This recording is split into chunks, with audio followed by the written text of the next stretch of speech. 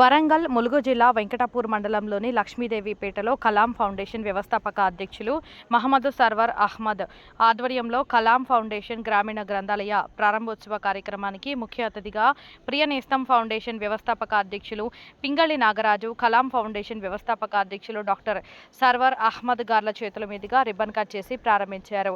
ఈ సభను ఉద్దేశించి పింగళి నాగరాజు మాట్లాడుతూ గ్రంథాలయాలు విజ్ఞాన గనులు వీటిని వినియోగించుకోవడం ద్వారా మేధావులుగా, రాజకీయ నాయకులుగా, ఉన్నత విద్యావంతులుగా, ఐఏఎస్, ఐపీఎస్ అధికారులుగా ప్రజాస్వామ్యాన్ని పరిరక్షించే విలువలను తెలియజేసే చరిత్ర గ్రంథాలయాలకు ఉన్నదని అన్నారు.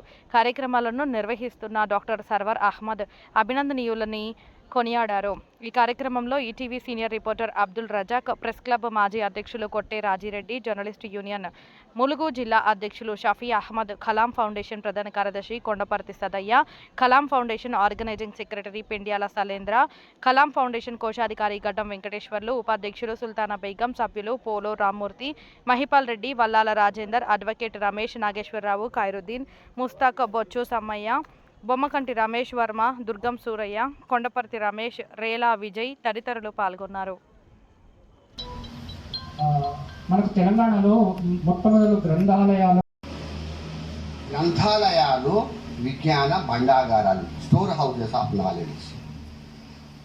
నేను లైబ్రరీ గురించి కూడా ఇప్పుడు నేను ఇంగ్లీష్ రైటర్ను, నేను ఇంగ్లీష్లో 5 books రాసి. విజ్ఞాన కేంద్రాలు, ఇక గ్రంథాలయాల గురించి మీ అందరికీ తెలిసిందే. లక్ష్మీదేవిపేట లోపల స్వచ్ఛంద సంస్థలు, ప్రభుత్వ పరంగా కూడా రాష్ట్ర, జిల్లా, నేషనల్ వరకు కూడా నేను అవార్డులు తీసుకోవడం జరిగింది.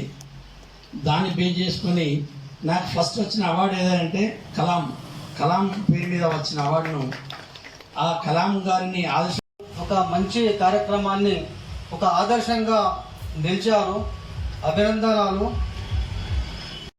ఈ సంకల్పాన్ని, ఈ పెద్ద కార్యక్రమాన్ని, గ్రంథాలయాన్ని ఏర్పాటు చేయడం జరిగింది. మరి ఇప్పుడే మనం ముఖ్య అతిథుల చేతులుగా, అందరి చేతుల మీదుగా ప్రారంభోత్సవం చేసుకోవడం జరిగింది. ములుగు జిల్లా వెంకటాపూర్ మండలం రామప్ప లక్ష్మీదేవిపేట గ్రామంలో కలాం ఫౌండేషన్ ఆధ్వర్యం లోపల గ్రామీణ గ్రంథాలయం ఏర్పాటు చేయడం జరిగింది.